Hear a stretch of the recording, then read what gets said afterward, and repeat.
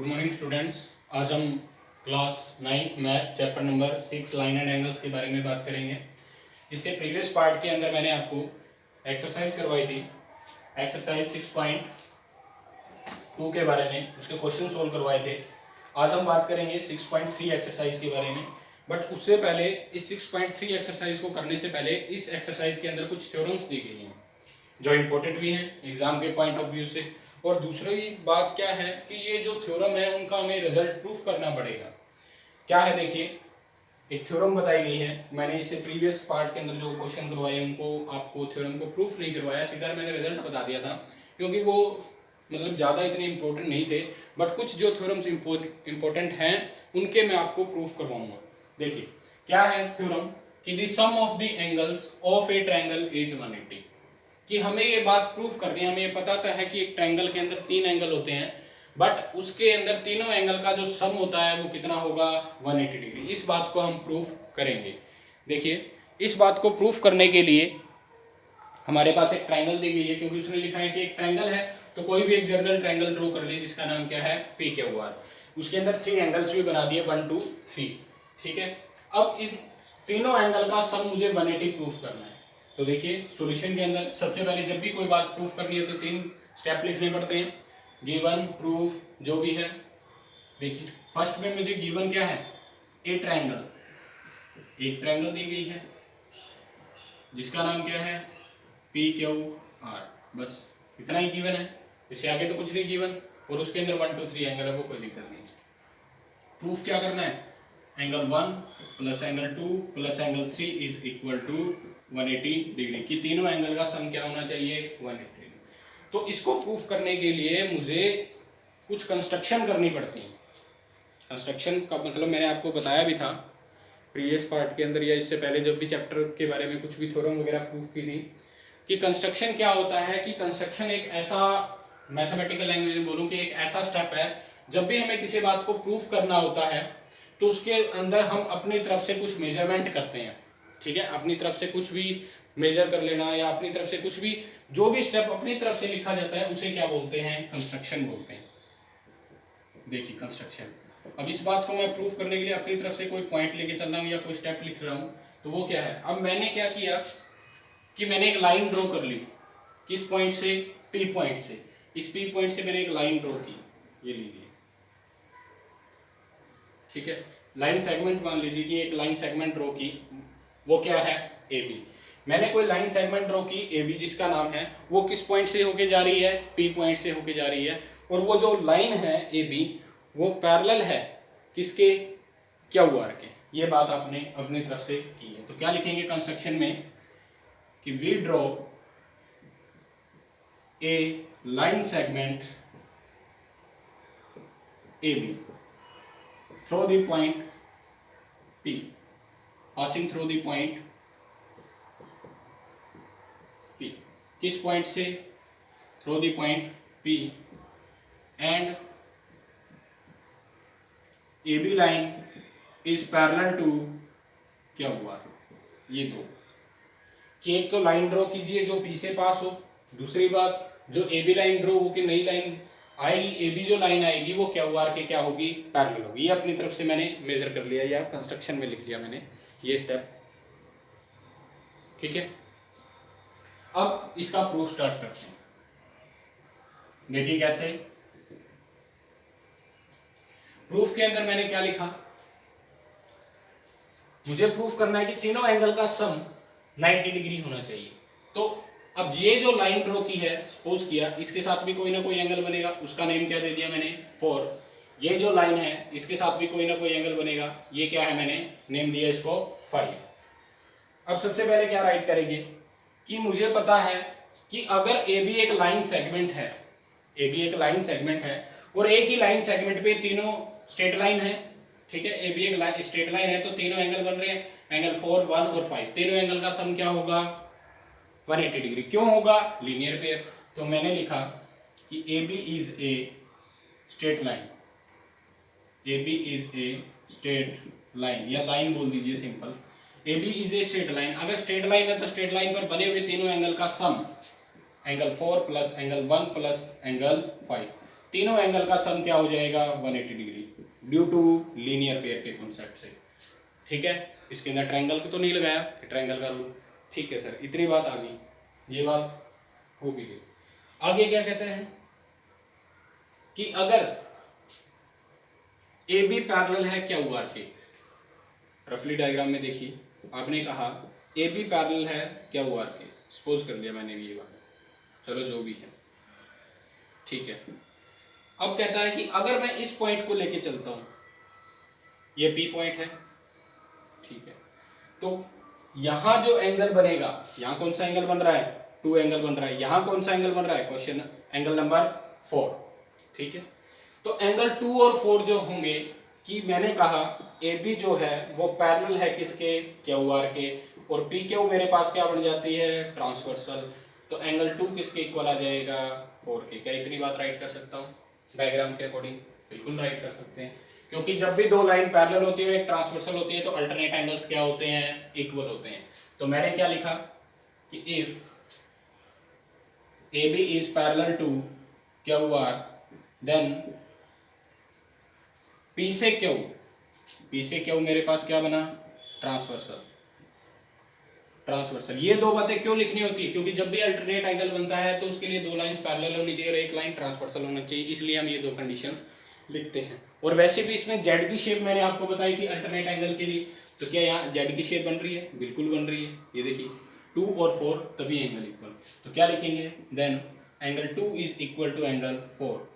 कैसे, alternate interior angles की वजह से, अल्टरनेट इंटीरियर एंगल की वजह से, गॉट इट। इसी तरीके से, इसी बात के बिहाफ पे, ऐसे ही आप कहोगे सर आपने दूसरी लाइन क्यों नहीं ली, अभी ले लीजिए कि ए बी ये था मेरे पास, दूसरी लाइन कोई क्यू आर थी, इस लाइन को लेके चलता हूं आर के साथ जो ज्वाइन की गई है।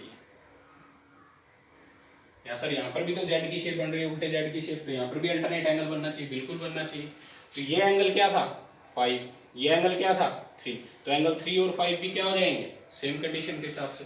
तो इफ वही चीज लिखेंगे, if A B is parallel to Q R, but transversal का नाम चेंज हो जाएगा। अब ट्रांसवर्सल कौन हो गया, पी से आर, पी से आर हमारे पास क्या बन जाती है, एक ट्रांसवर्सल, गॉट इट। अब ये ट्रांसवर्सल बन जाती है तो एंगल 3 जो होगा वो एंगल 5 के इक्वल हो जाएगा, due to alternate interior angles, got it. यहाँ पर मेरे पास ये दो इक्वेशंस आ गई हैं, दो एंगल्स आ गए हैं जो दोनों आपस में किसी ना किसी एंगल के क्या हैं, इक्वल, ठीक है। इसे सपोज कर लिया मैंने इक्वेशन नंबर 1। अब क्या था इक्वेशन, फ्रॉम इक्वेशन 1 में देखिए, फ्रॉम इक्वेशन 1 के अंदर, फ्रॉम इक्वेशन 1 में क्या है, देखिए फ्रॉम इक्वेशन 1 अगर हम 1 पर जाएं तो मैंने क्या देखा, 4 + 1 + 5, ये 3 एंगल है और तीनों एंगल का सम क्या है 180 डिग्री। मैंने देखा कि एंगल 2 जो है वो किसके इक्वल आया, 4 के, और एंगल 3 जो है वो किसके इक्वल लेके आया, 5 के। तो क्योंकि मुझे प्रूफ के अंदर 2 और 3 चाहिए, प्रूफ के अंदर 4 और 5 तो चाहिए ही नहीं, तो हम इनकी वैल्यू पुटअप कर देते हैं। यहाँ मुझे ब्रैकेट में लिखना पड़ेगा कि जो एंगल 2 है वो मैंने पुटअप किया है 4 की जगह, और जो एंगल 3 है वो मैंने पुटअप किया है 5, ये दो। तो एंगल 4 किसके इक्वल है, 2 के, एंगल 2 के, 1 की जगह 1 एज इट इज रखा, फिर 5 की जगह मैंने क्या पुट कर दिया 3, क्योंकि जो प्रूफ करना है मैं तो उस स्टेप पे जाऊंगा कि मुझे एंगल 1 2 3 चाहिए, 4 और 5 का तो कोई केस ही नहीं है, इसको किसके इक्वल लिख दिया 1 है। तो इसको अरेंज कर लीजिए कि एंगल 1 आ गया प्लस एंगल 2 आ गया प्लस एंगल 3 आ गया, एक ऑर्डर के अकॉर्डिंग। तो ये क्या हो गया, क्या तीनों एंगल का सम 180 डिग्री आ गया, यस, हमें यही बात प्रूफ करनी थी। तो ये क्या हो गया, हैंस गॉट इट।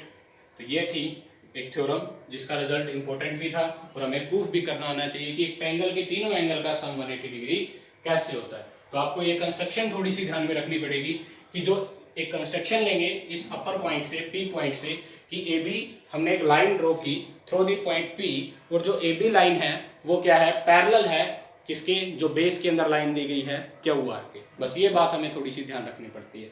बाकी तो हम जानते हैं कि इस लाइन को ड्रॉ करने के बाद में एक स्ट्रेट लाइन है, स्ट्रेट लाइन के ऊपर क्या है, तीनों एंगल है, तीनों एंगल का सम क्या होगा 180 डिग्री। अगर ये 180 डिग्री आ गया 1, 4 और 5, अब जैसे तैसे करके 4 और 5 की जगह बस क्या रिप्लेस करना है, 2 और 3 लेके आना है। तो हमें पता चल जाता है कि दो पैरेलल लाइन का कॉन्सेप्ट लगा सकते हैं। पैरेलल लाइन का कॉन्सेप्ट क्या कहता है, अगर दो लाइन पैरेलल है, एक ट्रांसवर्सल है, तो अल्टरनेट इंटीरियर एंगल 4 किसके इक्वल हो गया 2 के, 5 किसके इक्वल हो गया 3 के, तो वही पुटअप कर दिया बस उस इक्वेशन के अंदर।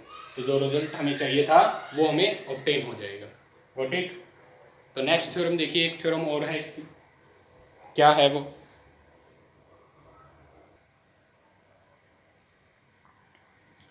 देखिए नेक्स्ट थ्योरम दी गई है, थ्योरम 6.8 लिखा गया है कि क्या है, स्टेटमेंट क्या है पहले तो उसके बारे में समझते हैं। If A side of triangle, एक ट्रायंगल की बात की तो मैंने एक जर्नल पी के वार ट्रायंगल बना ली, और इज प्रोड्यूस, उसने बोला है ट्रायंगल की एक साइड को प्रोड्यूस किया गया है, वो साइड क्या है क्यू आर, क्यू आर को प्रोड्यूस करके कहां तक ले गए, एस पॉइंट तक ले गए। देन ऐसा करने पर एक्सटीरियर एंगल, जो एक्सटीरियर एंगल बनेगा, एक्सटीरियर बाहर का एंगल हो गया, इंटीरियर अंदर का एंगल हो गया, तो ये बाहर एंगल बन रहा है जो ट्रायंगल से बाहर है, इसलिए इसको एक्सटीरियर बोला गया है। So formed is equal to, जो एक्सटीरियर एंगल बन रहा है कौन, एंगल 4, वो इक्वल है किसके, the sum of two interior opposite angle के। अब एक्सटीरियर एंगल कौन सा है, ये 4 है सर। अब ये 4 जो एंगल आएगा वो किसके इक्वल आएगा, इनके अपोजिट में। अब 3 तो अपोजिट में है नहीं, इसके साथ ही है बिल्कुल, तो इस 4 के अपोजिट में देखिए एक एंगल 1 है और एक एंगल 2 है, तो क्या बोल रहा है वो, एंगल 4 जो है वो किसके इक्वल आना चाहिए, एंगल 1 प्लस एंगल 2 के सम के इक्वल आना चाहिए। ये बात हमें इसने बोली कि एक ट्रायंगल दी गई है, ट्रायंगल की एक साइड को प्रोड्यूस करते हैं, तो प्रोड्यूस करने पे जो एक्सटीरियर एंगल बनेगा वो एक्सटीरियर एंगल, उस एक्सटीरियर एंगल के सामने दो अपोजिट एंगल होंगे, उन दोनों के सम के इक्वल होगा। Got it. तो ये था स्टेटमेंट का। अब हमें प्रूफ करने के लिए, अब वही जब बात प्रूफ करते हैं तो गिवन, पहला स्टेप, गिवन क्या है, एक ट्रायंगल दी गई जिसका नाम क्या है पी क्यू आर, और क्या दिया गया, a side Q R side produce at point S, Q R side produce at point S, कहां तक प्रोड्यूस किया गया, उसे एस पॉइंट तक, या फिर ये लिख सकते हो, चलो ये भी ठीक है कि क्यू आर साइड प्रोड्यूस, या side Q are produce, Q R side produce at point S, S तक हमने इसको प्रोड्यूस कर दिया। अब जो एक्सटीरियर एंगल बना है, उसने बोला दी एक्सटीरियर एंगल, तो बस इसके आगे कुछ नहीं, आगे तो प्रूफ करने की बात आ जाती है। तो प्रूफ दैट, हमें प्रूफ क्या करना है, क्या रिजल्ट लेके आना है, मैंने अभी बताया था कि जो एक्सटीरियर एंगल है, एक्सटीरियर एंगल क्या है 4, यहां तक बना कि द एक्सटीरियर एंगल फॉर्म, हाँ जी बन गया एक्सटीरियर एंगल, इज इसका मतलब इज इक्वल टू की बात कर रहा है, is equal to the sum of, अब सम की बात कर रहा है तो क्या आ गया प्लस आ गया, किसका सम, टू इंटीरियर अपोजिट एंगल के बारे में। ट्रायंगल इंटीरियर किसके होंगे, ट्रायंगल के अंदर ही होंगे, तभी उसने इंटीरियर बोला, तो दो इंटीरियर एंगल। अब 3 + 1 तो लिख नहीं सकता क्योंकि उसने क्या वर्ड बोल दिया, अपोजिट बोल दिया, जो 3 तो बिल्कुल इसके साथ में है, तो इसीलिए मैंने क्या लिखा कि 1 + 2, 1 + 2, क्योंकि ये दोनों एंगल क्या है 4 के अपोजिट में है। Got it. तो ये रिजल्ट हमें प्रूफ करना है। देखिए प्रूफ स्टार्ट करते हैं। कंस्ट्रक्शन इसमें कोई भी नहीं है हमारे पास, कुछ भी नहीं करेंगे कंस्ट्रक्शन के अंदर, सीधा डायरेक्ट रिजल्ट प्रूफ करेंगे प्रीवियस थ्योरम के रिजल्ट का यूज करते हुए। प्रीवियस थ्योरम हमने इससे पहले वाली जो थ्योरम की थी उसका रिजल्ट यूज करेंगे। उसका रिजल्ट क्या था कि ट्रायंगल के तीनों एंगल्स का जो सम होता है वो कितने डिग्री होता है 180 डिग्री, बस उसका रिजल्ट यूज करना है। देखिए क्या था कि अगर हम देखें ये एक ट्रायंगल नहीं है, सिंपल एक बात करते हैं, क्या क्यू से एस एक स्ट्रेट लाइन है, बिल्कुल स्ट्रेट लाइन है, और इस स्ट्रेट लाइन पर क्या ये दो एंगल बन रहे हैं, जैसे क्यू से एस ड्रॉ कर दिया मैंने, बस इसकी बात देखिए, और ये जो लाइन है पी से आर इसको इंटरसेक्ट कर रही है आर पॉइंट के ऊपर, तो यहाँ दो एंगल बन रहे हैं, कौन कौन 3 और 4। तो क्या मैं यहाँ लीनियर पेयर का कॉन्सेप्ट लगा सकता हूँ, बिल्कुल लगा सकते हैं। एक स्ट्रेट लाइन पर बने हुए दो एंगल्स का सम कितना होता है 180 डिग्री होता है, इसे ही लीनियर पेयर बोला जाता है। तो देखिए इसके लिए आप क्या लिख सकते हो, कि क्यू आर लिखिए या क्यू एस लिखिए। क्यू एस, सीधा क्यू एस लिख देते हैं। Q S is a straight line या Q S is a produced line of Q R. ये भी आप राइट कर सकते हो कि क्यू आर से प्रोड्यूस की गई लाइन कौन सी बनी है, क्यू एस। अगर ये स्ट्रेट लाइन है तो एंगल 3 प्लस एंगल 4 का सम कितना होगा, 180 डिग्री होगा, ड्यू टू लीनियर पेयर के कॉन्सेप्ट से। बिल्कुल सही। आगे देखिए, अगर ये लीनियर पेयर के कॉन्सेप्ट से अभी हम पढ़ के आए थे, अब इन 3 और 4 की तो बात होगी, एक्चुअल में प्रूफ क्या करना है 1 और 2 के बारे में, तो 1 और 2 से कोई और इक्वेशन लेके आइए। तो ये इक्वेशन नंबर मैंने 1 डाल दी इसको। सेकंड देखिए, अब क्या स्टेप रहेगा कि एक ट्रायंगल भी अगर देखें, क्योंकि उसने गिवन में एक ट्रायंगल भी तो दी है, ट्रायंगल का भी तो यूज करना पड़ेगा। तो पी क्यू आर अगर ट्रायंगल है, इन ट्रायंगल पी क्यू आर की बात करें, पी क्यू आर के अंदर एंगल कितने हैं, सिर्फ अंदर की बात कर रहा हूं, तो 1 2 3 1 2 3 तीन एंगल दिए गए हैं। तो तीनों एंगल का sum we know that in triangle P Q R, we know that, इस बात को हम जानते हैं कि angle 1 plus angle 2 plus angle 3 जो है वो किसके इक्वल होगा, 180 डिग्री। ऐसा क्यों हुआ, ड्यू टू, इसे क्या बोलेंगे, एंगल सम प्रॉपर्टी। ये क्या होता है वैसे, एंगल सम प्रॉपर्टी। क्या बोलते हैं इसे, एंगल सम प्रॉपर्टी, कि एक ट्रायंगल के तीनों एंगल का सम क्या होता है, 180 डिग्री। इस बात को हमने प्रीवियस थ्योरम, या ये लिख सकते हो या उस थ्योरम का रिजल्ट लिख सकते हो कि the sum of angles of a triangle is 180 degree, या शॉर्ट में लिखो तो एंगल सम प्रॉपर्टी। अब हमें पता है कि 3 प्लस 4 किसके इक्वल है, 180 डिग्री के। अब ये इक्वेशन मैंने सपोज कर ली 2। अब इसका लेफ्ट हैंड, इसका राइट हैंड साइड देखिए, राइट हैंड साइड इक्वेशन 1 में राइट हैंड साइड क्या है, 180 डिग्री, और इक्वेशन 2 में भी क्या है, राइट हैंड साइड 180 डिग्री। अगर दोनों कोई दो इक्वेशन है, उनकी कोई दो इक्वेशन है, उनकी राइट हैंड साइड्स इक्वल है, तो लेफ्ट हैंड साइड भी क्या हो जाएंगी, इक्वल। अगर ये भी 180 की इक्वल है, ये भी 180 की है, तो ये दोनों इक्वल हो गए, तो लेफ्ट हैंड साइड भी क्या हो जाएगी, इक्वल हो जाएगी। तो क्या लिखेंगे, फ्रॉम इक्वेशन 1 एंड 2, मैंने 1 और 2 को लिया तो क्या देखा कि it's right hand sides are equal, then left hand sides are also equal. तो 3 plus 4 is equal to angle 1 plus 2 plus 3 plus, ये आ गया। ठीक है, गॉट इट। अब हमें यहाँ से क्या चाहिए, 4 1 और 2 चाहिए, सिर्फ 3 को। तो 3 को क्या है, ये 3 लेफ्ट साइड में है, लेफ्ट साइड से राइट में ले आइए या राइट से लेफ्ट में ले जाइए, एक ही बात है। एंगल 4 1 प्लस 2 प्लस 3, ये लेफ्ट से राइट में आया तो एंगल क्या है, प्लस में है, प्लस से किस में चेंज हो जाएगा, माइनस में। तो एक वैल्यू प्लस की, एक वैल्यू माइनस की है, तो कैंसिल आउट हो जाएगी, मतलब कहने का मतलब 0 हो जाएगा। क्या रहेगा, angle 4 is equal to angle 1 plus 2। तो ये हमें प्रूफ करना था, यही हमारे पास इसका थ्योरम का रिजल्ट है, हेंस प्रूफ। Got it. मैंने क्या किया, दोबारा एक्सप्लेन करता हूं कि स्टेटमेंट क्या कहती है कि जो एक्सटीरियर एंगल होगा वो ट्रायंगल के इंटीरियर अपोजिट एंगल के सम के इक्वल होगा, कि एंगल 4 जो है वो एंगल 2 और 1 के सम के इक्वल होगा, ये बात ठीक है। अब प्रूफ के अंदर मैंने ना तो इसके अंदर कोई कंस्ट्रक्शन की, कुछ भी नहीं, सिर्फ जैसे उसने बोला कि ट्रायंगल है तो ट्रायंगल है, ट्रायंगल की एक साइड को प्रोड्यूस किया गया। तो मैंने देखा कि ये जो साइड है जो प्रोड्यूस की गई है, एक स्ट्रेट लाइन है, स्ट्रेट लाइन पे यहाँ जो पी आर दूसरी लाइन उसको कट कर रही है, तो वहां एक लीनियर पेयर बन रहा है कि 3 और 4 के एंगल का सम कितना है, 180 डिग्री।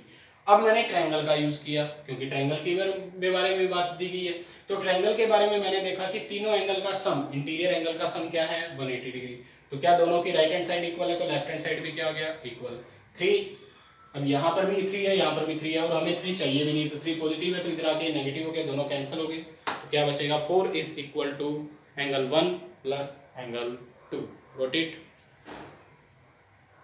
ये थी इस चैप्टर के अंदर 6.3 जो एक्सरसाइज है, इसके लिए 2 थ्योरम यूज होती हैं, तो इन थ्योरम को हमने पढ़ा।